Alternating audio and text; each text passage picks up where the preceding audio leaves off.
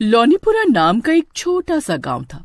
दीपावली का त्योहार करीब आ रहा था, इसलिए पूरा गांव लाइट और चमकीली झालरों से सजा हुआ था। गांव के लोग दिवाली का त्योहार बहुत ही धूमधाम से मनाया करते थे। एक रोज गांव में रहने वाली गीता दिवाली पर घर सजाने का सामान लेने के लिए अपनी बेटी लीला को लेकर बाजार जाती है। बाजार में कई तरह के बम पटाखे देखकर लीला अपनी माँ गीता से उन्हें खरीदने की जिद करने लगती है। माँ, देखो ना, दुकान में कितने सारे पटाखे हैं, मुझे भी थोड़े पटाखे दिला दो ना। एक तो बाजार में दिवाली का इतना महंगा सामान है, ऊपर से तुझे पटाखे चाहिए। दिवाली आई नहीं कि बस पटाखे का रट्टा लगाना शुरू कर दिया। अब एक शब्द पटाखे का मुंह से ना निकालना। ऐसा बोलकर गीता लीला को चुप करा देती है और उसे एक भी पटाखा नहीं दिलाती। घर आकर लीला रोने लगती है और माँ के पटाखे न दिलाने से वो उदास होकर घर से दूर एक बरगद के पेड़ के नीचे बैठकर जोर जोर से रोने लगती है। उसी बरगद के पेड़ पर एक बहुत ही डरावनी चुड़ैल बैठी होती है। वो लीला को रोता देख मुस्कुराती है और बोलती है, आखिर जिसकी मुझे तलाश थी वो तो खुद ही चलकर मेरे पास आ गया। ऐसा बोलकर चुड़ैल एक सुंदर लड़की का रूप लेकर लीला के सामने आती है और उससे बोलती है, अरे मेरी बच्ची, क्या बात है, तुम इतनी जोर जोर से गला फाड़े क्यों रो रही हो? सब बच्चों के पास पटाखे, बस एक मेरी माँ है जो मुझे एक भी पटाखा नहीं दिलाती है। बस इतनी सी बात है। अरे माँ ने पटाखा नहीं दिलाया तो क्या हुआ, मैं तुम्हें बम देती हूँ, वो भी एक बड़ा अनार बम। ऐसा बोलकर वो चुड़ैल अपनी जादुई शक्ति से एक बड़ा सा अनार बम लीला के हाथ में थमा देती है। देखा कितना बड़ा अनार बम है। आपको तो जादू भी आता है दीदी? हाँ आता है, मगर इसके बारे में तुम किसी को बताना नहीं, ठीक है? लीला बड़ा अनार बम लेकर खुशी खुशी घर आती है और अपनी माँ को अनार बम दिखाते हुए उनसे कहती है, माँ, आपने तो मुझे बम नहीं दिलाया, पर देखो एक दीदी ने मुझे कितना बड़ा अनार बम दिया है, अब मैं इसे मजे से जलाऊंगी। लीला, तुम्हें कितनी बार समझाया कि किसी अनजान से कभी भी कोई वस्तु नहीं लेनी चाहिए, मगर लीला अपनी माँ की कोई बात नहीं सुनती और उस बड़े अनार बम को जला देती है। अनार बम को जलाते ही उसमें से रंग बिरंगी फुहार के साथ काफी सारा धुआं भी निकलता है। जैसे अनार बम का धुआं हटता है तो गीता देखती है कि वहाँ पर उसकी बेटी लीला नहीं है। गीता घबराते हुए लीला को सब जगह ढूंढने लगती है, मगर उसे लीला कहीं नहीं मिलती। वहीं दूसरी ओर लीला धुएं के साथ गायब होकर जंगल के एक खंडहर में आ जाती है। खंडहर में अपने सामने चुड़ैल को देखकर लीला बहुत घबरा जाती है।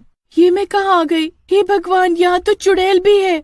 ज्यादा चिल्लम चिल्ली मचाने की जरूरत नहीं है, सामने तुझे एक बड़ा सा अनार बम दिख रहा है ना, उसी से तुझे बांधकर आसमान में उड़ा दूंगी। ऐसा बोलकर चुड़ैल जोर जोर से हंसने लगती है और वहाँ से गायब होकर फिर से एक लड़की का रूप लेकर गांव में आ जाती है। तभी पास में ही एक सोनू नाम का बच्चा खेल रहा होता है। वो चुड़ैल सोनू को एक बड़ा अनार बम दिखाकर उसे अपने पास बुलाती है। सोनू अनार बम के लालच में उस लड़की के पास चला जाता है। बेटा, दिवाली आ रही है तो तुम्हारा भी मन पटाखे जलाने को करता होगा ना, इसीलिए देखो मैं तुम्हारे लिए कितना बड़ा अनार बम लेकर आई हूँ, इसे जलाने में तुम्हें बहुत मजा आएगा। सोनू अनार बम को देखकर बहुत खुश हो जाता है और बिना कुछ बोले ही वो अनार बम लेकर वहाँ से चला जाता है। अरे सोनू, ये इतना बड़ा अनार बम किसने दिया? माँ, पहले तो मैं अनार बम जलाऊंगा, उसके बाद बताऊंगा कि किसने दिया। ऐसा बोलकर सोनू अनार बम जलाता है। उसके अनार बम जलाते ही वो भी अनार के धुएं में गायब होकर खंडहर में चुड़ैल के पास पहुंच जाता है। चुड़ैल मर गया, अनार बम में चुड़ैल निकली। चुप, एकदम चुप, अगर ज्यादा शोर मचाए ना तो तुझे अनार बम से चिपका कर आसमान में उड़ा दूंगी। अब तू भी इस लीला के साथ बैठकर मजे कर, मैं अभी आती हूँ। ऐसे बोलकर चुड़ैल अपने शैतान देवता की मूरत के पास जाती है और उसके पास ही में एक बड़ा सा अनार बम रखा होता है। ऐ मेरे मालिक, बस कुछ ही दिनों में मैं अपने लक्ष्य में कामयाब हो जाऊंगी। दिवाली पर मैं 9 बच्चों की बलि देकर इस अनार बम पर इनका खून लगाकर इसे जलाऊंगी, तभी मुझे मेरी खोई हुई शक्ति वापस मिलेगी और उसके बाद मैं और भी ज्यादा ताकतवर हो जाऊंगी। उसके बाद ही मैं इन गाँव वालों से अपना बदला ले पाऊंगी।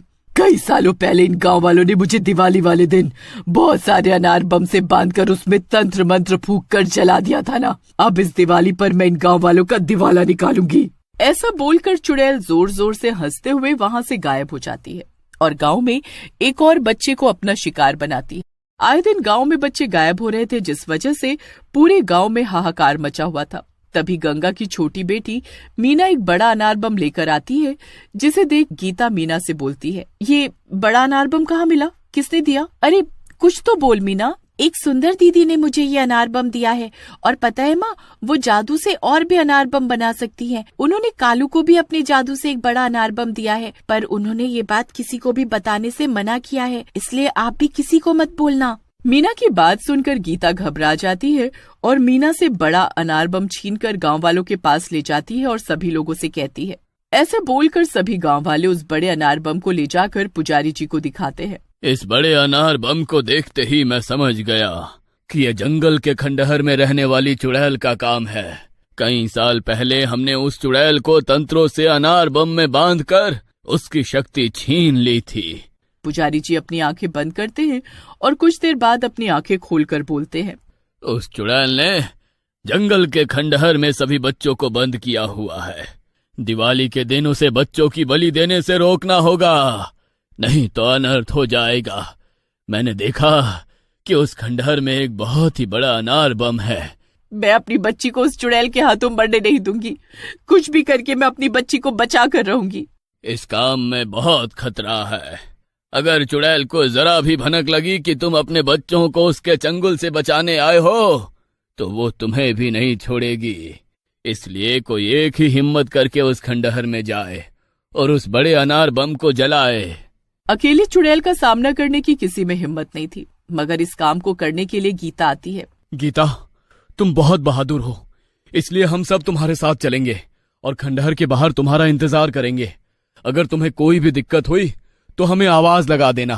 फिर गीता दिन के समय गांव वालों के साथ जंगल के भीतर जाती है और बड़ी बहादुरी के साथ अकेले ही खंडहर के अंदर जाकर देखती है कि सभी बच्चे डरे सहमे एक कमरे में बंद हैं और चुड़ैल अपने शैतान देवता और अपने बड़े अनार बम के सामने बैठकर मंत्रों का जाप कर रही है। उसी वक्त चुड़ैल की नजर गीता पर पड़ती है। चुड़ैल गुस्से से चिल्लाते हुए बोलती है, तेरी इतनी हिम्मत कि तू मेरे खंडहर में आकर मेरी पूजा भंग करे। ऐसा बोलकर चुड़ैल गीता का गला पकड़ लेती है। आज तो तेरा काम तमाम मेरी रानी। तुझे पता नहीं है कि तूने किससे पंगा लिया है। एक चुड़ैल जिसकी शक्तियां एक बेकार से अनार बम में है। ऐसे बोलकर गीता अपने आप को चुड़ैल से छुड़ा लेती है। तेरी शक्तियां तो कई साल पहले ही खत्म हो चुकी है, इसलिए तू मेरा कुछ नहीं बिगाड़ सकती। माँ, इस चुड़ैल को छोड़ना नहीं, इसने हम बच्चों को बहुत डराया है। आज इसकी चटनी बना देना। हाँ सोनू ताई, इस चुड़ैल को बिल्कुल मत छोड़ना। इसे इसी के बड़े अनार बम के साथ आसमान में उड़ा देना। चुड़ैल गुस्से से बोलती है, अरे ओ चिरकुट, तुम्हारी सबकी बड़ी आवाज निकल रही है। इस गीता से तो मैं बाद में निपटूंगी। पहले तुम्हें ही मैं अपने बड़े अनार बम के साथ चिपका कर उड़ा दूं। तभी गीता मौके का फायदा उठाकर चुड़ैल के बड़े अनार बम में आग लगाकर उसे जला देती है। जैसे ही अनार बम जलता है, वैसे ही वो चुड़ैल भी फुलझड़ी के जैसे जलने लगती है। चुड़ैल जलते हुए बोलती है, गीता, तूने मेरे साथ धोखा किया है, मैं तुझे छोड़ूंगी नहीं। चुड़ैल दर्द भरी आवाज के साथ बोलती है, अरे मर गई, मर गई रे, मर गई। मेरा बदन मेरे अनार बम के साथ जला दिया रे। आए, आए। अनार बम के जलने से उसमें इतनी फुहार निकलती है कि पूरा जंगल रोशनी से जगमगा जाता है। अनार बम के खत्म होते ही चुड़ैल भी भस्म हो जाती है। गीता सभी बच्चों को खंडहर से बाहर निकाल कर लाती है। खंडहर के बाहर खड़े सभी गांव वाले गीता को सभी बच्चों के साथ देखकर बहुत खुश हो जाते हैं। सोनू अपनी माँ को देखकर उसके गले से लग जाता है। माँ, आज के बाद मैं कभी भी किसी अनजान से कोई चीज नहीं लूंगा। मेरा बच्चा, मेरी जान, तुझे जिंदा देखकर मैं बहुत खुश हूँ और तुझे किसी अजनबी से कुछ भी लेने की जरूरत नहीं है। तेरी माँ तुझे सब दिलाएगी। माँ, आप सच में बहुत बहादुर और ताकतवर हो। मेरी बच्ची, ये ताकत तो मुझे तुझसे ही मिली है। अब इस दिवाली में तुझे ढेर सारे पटाखे दिलाऊंगी। सभी लोग गीता की हिम्मत की दाद देते हुए गांव वापस आ जाते हैं। चुड़ैल से छुटकारा पाने और सभी बच्चों के घर वापस लौट आने की खुशी में पूरे गांव में दिवाली का त्योहार बहुत ही खुशी और हर्षोल्लास के साथ मनाया गया। आखिरकार बुराई पर अच्छाई की ही जीत हुई।